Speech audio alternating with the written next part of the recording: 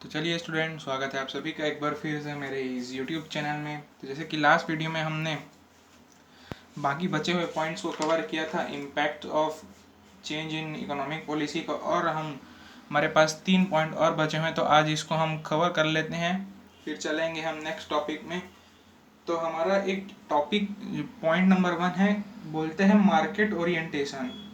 LPG के आने से क्या क्या इम्पैक्ट हुआ था ये हम पढ़ रहे हैं। तो उसमें से एक पॉइंट है हमारा मार्केट ओरिएंटेशन।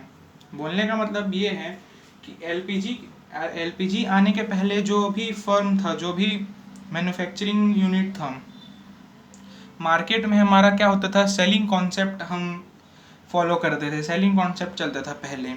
बोलने का मतलब है कि प्रोड्यूस करो और सामान को सीधा सेल करो। जैसे कि मैंने आपको पिछले वाले वीडियो में लास्ट जो पॉइंट था, मोर डिमांडिंग कस्टमर, उसमें क्या होता था कि हमारा प्रोडक्शन यूनिट कम था, हमारा शॉर्टेज था, मार्केट में जो सामान आता था वही खरीदना पड़ता था।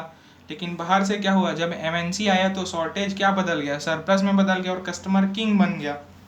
कस्टमर जो डिमांड कर रहे हैं उसके हिसाब से हमको क्या करना पड़ता था, करना पड़ता है, सप्लाई करना पड़ता है। तो वही है कि पहले हमको सेलिंग कॉन्सेप्ट फॉलो करना पड़ता था। बोलने का मतलब ये है कि सामान प्रोड्यूस करो और उसके बाद क्या करो, सीधा सेल करो।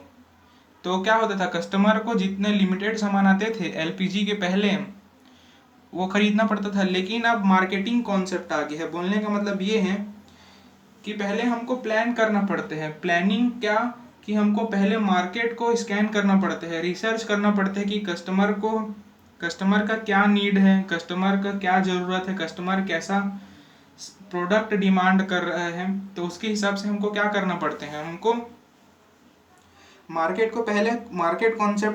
को समझना पड़ता है, रिसर्च करना पड़ता है, ज़रूरत क्या है कस्टमर का, क्या ज़रूरत है, क्या वांट है कस्टमर का, क्या नीड है। तो हमको सबसे पहले ये सब समझना पड़ते हैं कि कस्टमर को आखिर क्या चाहिए। तो ये एलपीजी के आने के बाद ये चेंज हुए हैं, मार्केट ओरिएंटेशन हुआ है। पहले सेलिंग ओरिएंटेशन था, उसके बाद मार्केट ओरिएंटेशन हुआ। तो हमको क्या हो रहा है कि हमको ज़्यादा वैरायटी मिल रहे हैं, ज़्यादा प्रोडक्शन हो, ज़्यादा फैक्ट्री सेट हुए तो हमको ज़्यादा वैरायटी देखने को मिल रहे हैं। तो अब कस्टमर किंग बन गया, मार्केट का कस्टमर किंग बन गया। तो कस्टमर के डिमांड के हिसाब से हमको सामान सप्लाई करना पड़ता है। तो यही है मार्केट ओरिएंटेशन। फिर सेकेंड पॉइंट है हमारा export a matter of survival. जी बिल्कुल। अब जैसे कि इंडियन बिजनेसमैन हैं, जो पहले क्या कंपटीशन था कि खाली इंडिया में जो प्रोडक्ट बन रहे हैं उनसे कंपटीशन था। लेकिन एलपीजी के आने के बाद तो हमारा पूरा ग्लोबल कंपटीशन हो गया, मतलब पूरे वर्ल्ड से कंपटीशन हो गया, पूरे पूरे हर एक कंट्री से कंपटीशन होने लग गया। और पूरा बिल्कुल हमारा क्या था, एलपीजी में पूरा लिबरल था। बोलने का मतलब ये है कि बाहर की कंपनी इंडिया को कंपटीशन दे रहा था। तो इंडिया क्या फॉलो किया कि इंडिया ज्वाइन किया एक्सपोर्ट बिजनेस को। एक्सपोर्ट बिजनेस जैसे ही ज्वाइन किया, मतलब इंडिया भी, जैसे कि लिबरलाइजेशन आया है तो इंडिया भी पूरा रेस्ट्रिक्शन हटा, तो इंडिया भी बाहर एक्सपोर्ट कर सकते हैं ना। इंपोर्ट का मतलब होता है दूसरे कंट्री से, फॉरेन कंट्री से इंडिया में सामान आना, और एक्सपोर्ट का मतलब होता है इंडिया से दूसरे कंट्री जाना। तो वही अब इंडिया भी एक्सपोर्ट करने लग गया। बहुत सारे कंपनी हैं एक्सपोर्ट करने लग गए, और ये जो बिजनेस है वो बहुत सक्सेस हुआ, और जो प्रॉफिट है उनका डबल होने लग गया। बहुत बहुत सारे कंपनी, जैसे रिलायंस कंपनी है, वीडियोकॉन कंपनी है, एमआरएफ कंपनी है, ये सब क्या हुए, बहुत बड़े बड़े बिजनेस हो गए एक्सपोर्ट मार्केट में। ऐसे स्पेशल इकोनॉमिक जोन बना दिया गया। जैसे कि बोलने का मतलब ये है कि वहाँ सामान बनते हैं और वहीं से एक्सपोर्ट होते हैं सामान का, इंडिया से सामान बाहर जाते हैं। तो export a matter of survival, बोलने का मतलब यही है कि सामान बहुत ज़्यादा बाहर जाने लग गया और आपका मुनाफा भी डबल हो गया, प्रॉफिट भी डबल हो गया। तो ये है export a matter of survival. जब बाहर से फॉरेन कंपनी इंडिया में सामान सेल कर सकते हैं तो इंडियन कंपनी भी सोचिए कि अगर ये ऐसा कर सकते हैं तो हम भी एक्सपोर्ट करेंगे अपना सामान। तो इससे क्या होते हैं कि हम फॉरेन एक्सचेंज भी अर्न कर रहे थे। फॉरेन एक्सचेंज अर्न करना मतलब होता है कि जब फॉरेन एक्सचेंज का मैं मतलब समझाता हूँ, इंडिया से सामान गया और वहाँ से उनका डॉलर इंडिया में आया, तो ये है फॉरेन एक्सचेंज। सामान गया और पैसा आया, ये एक्सचेंज हो रहे हैं ना, तो यही है फॉरेन एक्सचेंज। तो यही बस है, इसका यही है export a matter of survival में। और फॉरेन एक्सचेंज $1 में अभी क्या है, ₹80 है। तो डबल इसीलिए हुआ कि एक्सपोर्ट बिजनेस में आपका जो सामान इंडिया में ₹70 में बिकेगा, वो आपका जो फॉरेन में हो ज़्यादा पैसे में बिकेगा, $2 में बिकेगा। तो टर्नओवर भी ज़्यादा हो गया, बहुत ज़्यादा टर्नओवर होने लग गया। तो बहुत सारे बिजनेसमैन लोग फॉलो करने लगे एक्सपोर्ट। अभी भी एक्सपोर्ट मार्केट, एक्सपोर्ट बिजनेस बहुत ज़्यादा प्रॉफिटेबल बिजनेस है। उसके बाद 8th पॉइंट है, जो हमारा 3rd पॉइंट है बोलने का मतलब, loss of budgetary support to public sector. अब इस पॉइंट को थोड़ा ध्यान से पढ़ो। Loss of budgetary support to public sector, किसको लॉस हो रहा है? पब्लिक सेक्टर को लॉस। और पब्लिक सेक्टर क्या है? जो गवर्नमेंट सेक्टर है। पहले क्या होता था,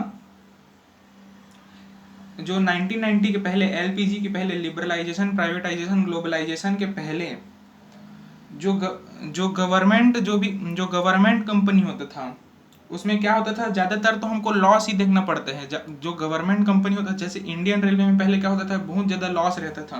वैसे ही बहुत सारे कंपनी, गवर्नमेंट कंपनी में क्या होता है कि लॉस रहते हैं, हैवी लॉस में चलते रहते हैं गवर्नमेंट कंपनी। तो अब क्या होता था, हर साल गवर्नमेंट ना, उनके लिए लॉस हो जाता था गवर्नमेंट कंपनी में। और जो उनके एम्प्लॉय कैसे रहते थे कि लॉस हो गए तो गवर्नमेंट क्या करता था, उनके लिए एक ना स्पेशल फंड आता था। फंड वही है बजटरी फंड, वही स्पेशल फंड आता था कि जो उनका लॉस हो गया है वो वहीं से फुलफिल कर देते थे। फॉर एग्जांपल, एक फंड आया 5 करोड़ का, और उससे जो भी लॉस हुआ है, जैसे 5 करोड़ का लॉस हुआ है, जितने भी का लॉस हुआ है, उस फंड से वो लोग लॉस को फुलफिल कर लेते थे। और जो गवर्नमेंट कंपनी, वो हमेशा क्या रहता था, लॉस में ही रहता था।